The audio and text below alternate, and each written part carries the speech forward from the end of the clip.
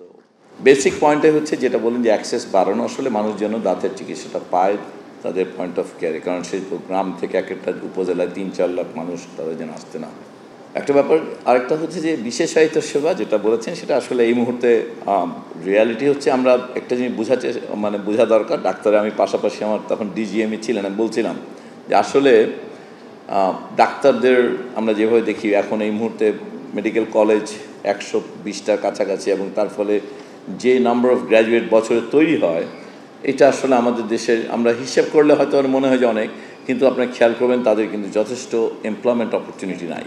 So এটা reality যে তাদের যখন প্রাইভেট সেক্টরে যায় তাদের বেতন অনেক অনেক কম। 30,000 টাকা আমরা বলি ডাক্তারদেরটা, আমরা যতদূর জানি ডেন্টাল সার্জন, ইয়াং ডেন্টাল সার্জনদের অবস্থাটা আরও খারাপ আমাদের জানা মতে।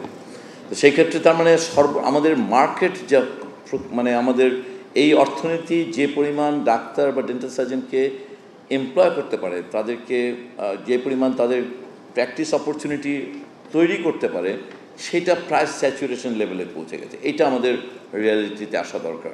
তার মানে বাকি যে মানুষ আছে তাদেরকে সরকার কিছু যেটা বলছি পর্যায়ক্রমে কিছু ডাক্তার বাড়ানো, কিছু ডেন্টাল সার্জন বাড়ানো, কিন্তু এটা পয়েন্ট অফ স্যাচুরেশনে পৌঁছে গেছে। এখন ভাবেন দেখি প্রতি বছর 10,000 প্রায় 10,000 প্লাস এখন ডাক্তার বের হবে। আমরা যদি আগামী বছর কোনো ডাক্তার ভর্তি না হয়, 5 বছর পরে 50,000 এমবিবিএস ডাক্তার তৈরি হবে। আপনারা এবার আমি খেয়াল করেছি প্রাইভেট ডেন্টাল কলেজে ওনারা এসেছিলেন যে ওনাদের বিশাল সংখ্যক সিট খালি। এখান থেকে আমাদের পালসটা বুঝতে পারা দরকার যে তার মানে আসলে এটা স্যাচুরেটেড হয়ে গেছে মার্কেটটা। সিট তো সরকারি মেডিকেল কলেজে, প্রাইভেট মেডিকেল কলেজেও খালি, প্রাইভেট ডেন্টাল কলেজে খালি, এবং শত শত অল্প 2-5টা না তো 500, 700, 800 করে সিট খালি। এই পালসটা যদি আমরা না বুঝি এবং এটাকে যদি আমরা রিড্রেস না করি, আমাদের যেই চাহিদা তার তুলনায় যদি এভাবে সরবরাহ অফুরান চলতে থাকে, তাহলে এটা কিন্তু ভবিষ্যৎটা আমাদের নিজেদের পেশার লোকের ভবিষ্যৎ আমরা আসলে খারাপ করে ফেলব। অতএব এটা একটু ক্যালকুলেট করা দরকার যে এটা একটা রিপ্লেসমেন্ট লেভেলে চলে যেতে হবে। ঠিক যতজন ডেন্টাল সার্জন বা যতজন মেডিকেল গ্র্যাজুয়েট আসলে ওই বছর আমরা ধারণা করব যে ওনারা কর্মক্ষমতা হারাবেন, ওই পরিমাণে আসলে যুক্ত হলে এটা মার্কেটটা একটা ব্যালেন্স লেভেলে থাকবে।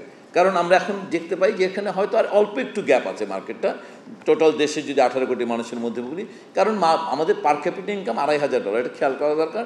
এটা আমাদের কথায় কথায় $30-40,000 দেশের সঙ্গে তুলনা করলে তো আসলে মানুষের তো এই সামর্থ্য নাই এটা ক্রয় করার। অতএব আমাদেরকে আসলে এখনই আস্তে আস্তে বরঞ্চ সরবরাহ লাইনটাকে একটু ছোট করে ফেলতে পারলেই ভালো। এটা দুইটা দিক থেকে ভালো। একটা হচ্ছে আমাদের মান খুবই কম্প্রোমাইজড হয়েছে।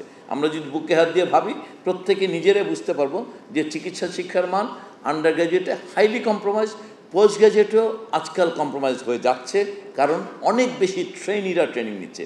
পোস্ট গ্র্যাজুয়েট ব্যাপারটা পুরোপুরি আসলে ট্রেনিং নির্ভর বন্দোবস্ত, এবং সেখানে যেহেতু ট্রেনিংয়ের সংখ্যা অনেক ট্রেনির সংখ্যা বাড়তেছে, ট্রেনিংয়ের মানটা আসলে খারাপ হয়ে যাচ্ছে।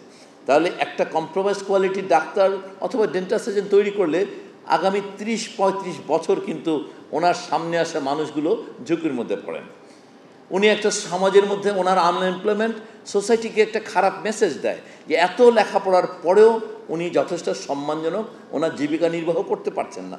অথবা একজন চিকিৎসক অথবা ডেন্টাল সার্জন যখন আনএমপ্লয়েড থাকেন, ওটা ওনার ব্যক্তির কষ্ট, পরিবারের কষ্ট চাপিয়ে এটা পুরো সমাজে আসলে শিক্ষা দীক্ষার যে মূল্য নেই এরকম একটা ধারণা দিতে আরম্ভ করে। অতএব আমাদের কিন্তু এই ব্যাপারটা মাথায় নিয়ে আসলে এটা আমার মনে হয় এটা একটা যুক্তিসঙ্গত সংখ্যায় আনা খুব জরুরি হয়ে গেছে আর কি।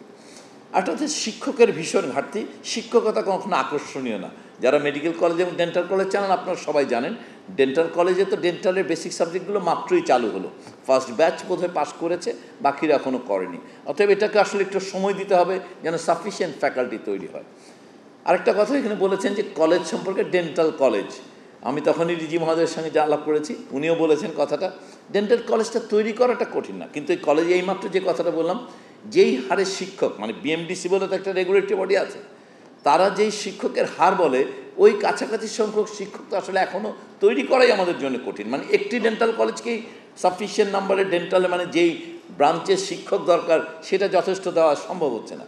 তো আমরা আশা করি, আমাদের ইতিমধ্যে বলেছেন উনি, যে আসলে আমাদের যদি একটু পাইপলাইনটা ছোট করতে হয়, ছোট ছোট ইউনিট না রেখে যদি একসাথে আনা যায়, আমরা এই কথাটা অনেক ক্ষেত্রে বলার চেষ্টা করছি, একত্র করে একটা কলেজ করি আমরা ইউনিটগুলোকে ক্লোজ করে, তাতে আমাদের নাম্বারটাও ঠিক থাকে এবং প্রতিষ্ঠানটার মানটাও ম্যানেজ করা সহজ হয়। তো আমরা আশা করবো উত্তরবঙ্গে যে বিরাজিত প্রতিষ্ঠানগুলো আছে ডেন্টিস্ট্রির, সেগুলো ইউনিটগুলোকে মার্চ করে কলেজ করলে সেটা সংখ্যার দিক থেকে বেশি হবে না, আবার এটা ম্যানেজমেন্টের দিক থেকে ভালো হবে।